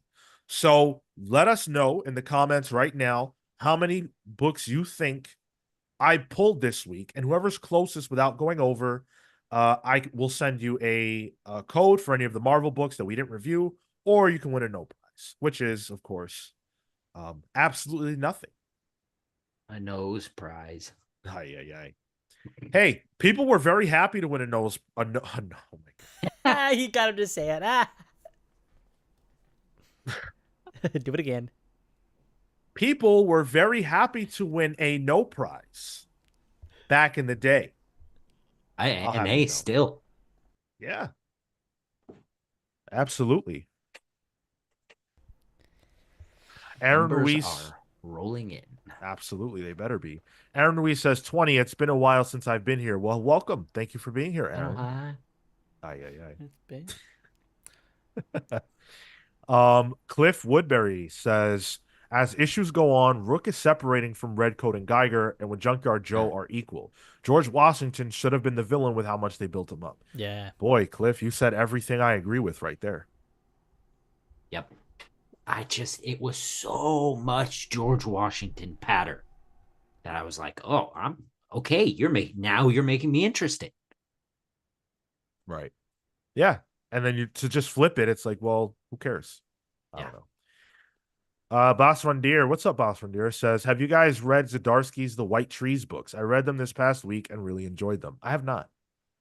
I haven't, but I do have them all. Um, they're the series that it's kind of a fantasy series that Zdarsky did with Chris Anka. Um, a rare these days Chris Anka comic book work. Right. Oh I, wow. Yeah. I read this. Holy shit.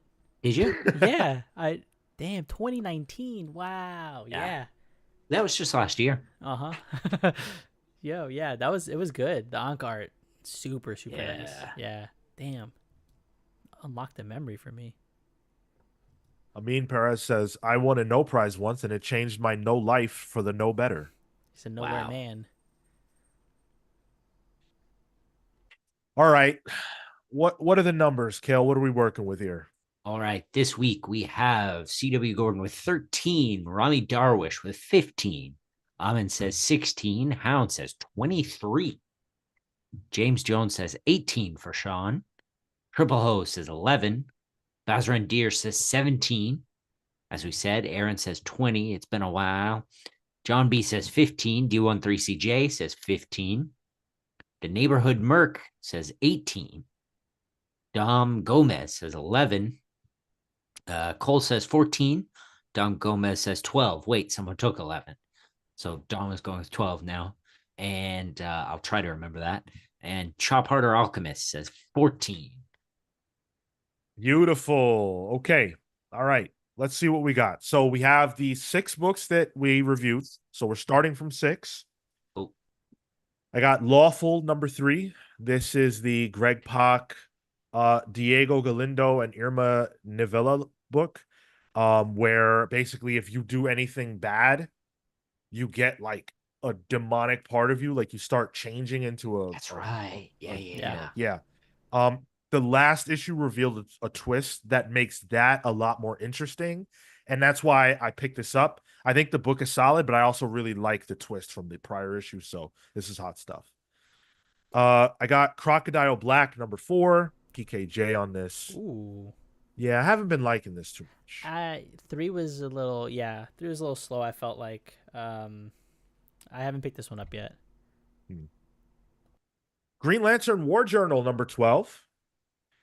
Uh Final issue. yeah, final issue. I haven't gotten to it yet, but I am excited to. This has been very, very good all throughout. So, Mm. PKJ, Montos doing excellent work. Gotham City Sirens number 3. Now, I really enjoyed the first issue. The Leah Williams is doing great work. She's awesome with these characters across both issues. But the Mateo Lally art from issue 1 was awesome. So I'm glad he's back for issue Mm. 3, Good. and I can't wait to read it.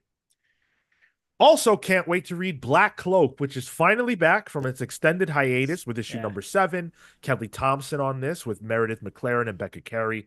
Very excited. Cannot wait. Yeah. Namor number 2. Someone said this was their pick of the week in the chat. I don't remember who that was, but issue 1 was solid, so I'm sure this will be as well. John B, I think it was.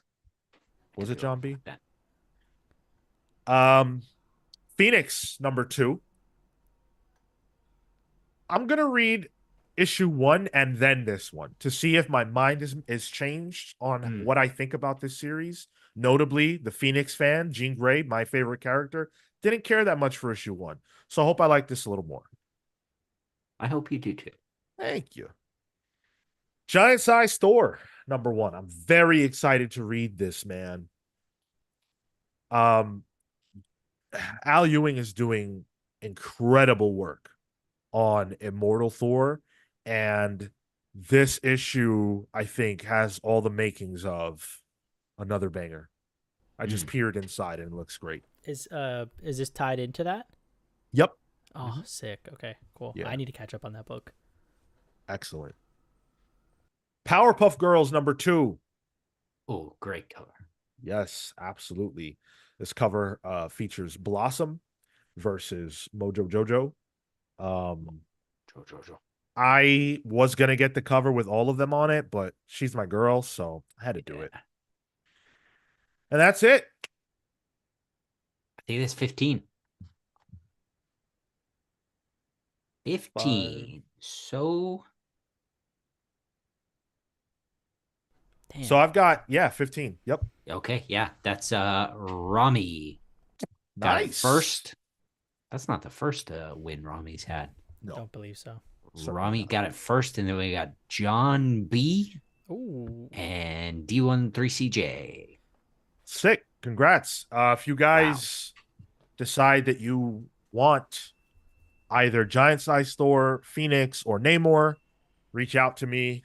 I'll make sure that whoever won first gets it, and we'll just make it happen. If you all want a book, you'll all get one. No worries on that. Just reach out on Discord or wherever you can get me, and I will work with you on that.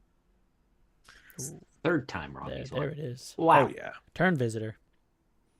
Planet 628 says, "Did you guys read the new Flash Gordon? I read it last night and enjoyed it." Oh man, it's Jeremy Adams, right? Oh, I Uh-huh. gotta get on that. Yeah. Man, The first issue was good. Did you were you missed the show that week, Kel? I must have. Yeah. I must have. I didn't Yeah. know we reviewed that That's your Yeah, we bag. did. Yeah. It was good. It was good. because I didn't get the pre comic book day issue either, and I really wanted it. Oh, okay. D13CJ says, question to all, who's gonna be the one true Venom? I'm going old school Eddie. So he's referencing the Venom War book that's going on right now. And I mean, I feel like Marvel probably would love to be able to I feel like Marvel would be sorry, I don't know why my phone is playing music right now. It's just started playing Van Halen for no reason. That's Oh, insane. oh, That was crazy. I genuinely have no clue how that just happened, and it's freaking me out. What song? Uh it started playing right now. Whoa, dude. But you want to know the fucked up thing? Not only do I not have that song on my phone, I don't have any Van Halen music on my phone. So I have literally no clue how that just happened. Spotify. Apple Music. Ooh. That's probably how. How? What do you mean? All right. Do you use the Apple Music subscription. Mm-hmm. That'll be how. Well, and so it probably, so my guess is that it probably heard you say Venom and it heard Van Halen somehow. Oh, And that's then going on right now. I think you probably said, yeah, right Oh, now. I see. Man, that's stupid. It's a ghost, dude. Yo, you're haunted, dude. That's horrifying. Haunted as fuck. Seriously. As for who will be the one true Venom, I think probably Eddie, but I would imagine that we haven't seen the last of Dylan having powers. Eddie Van Halen, yeah. Boss Rondier says the universe is speaking to me through Van Halen. Well, what the universe is telling me is that it's time to wrap the show up. So These right ghosts now gotta is the go to time. bed. Thank you guys so much for tuning in. The next time we'll be live with you is this Saturday at 10:15 a.m. Eastern for the main show. We always have a great time. I guarantee you we will be doing that this Saturday. So make sure you come hang out with us. Always love when you show up for that. Hit the like button if you haven't yet for some reason. Make sure you smash that like button. Thank you to everybody for doing that. Appreciate you guys. Until next time, take care of See you next week. yourselves.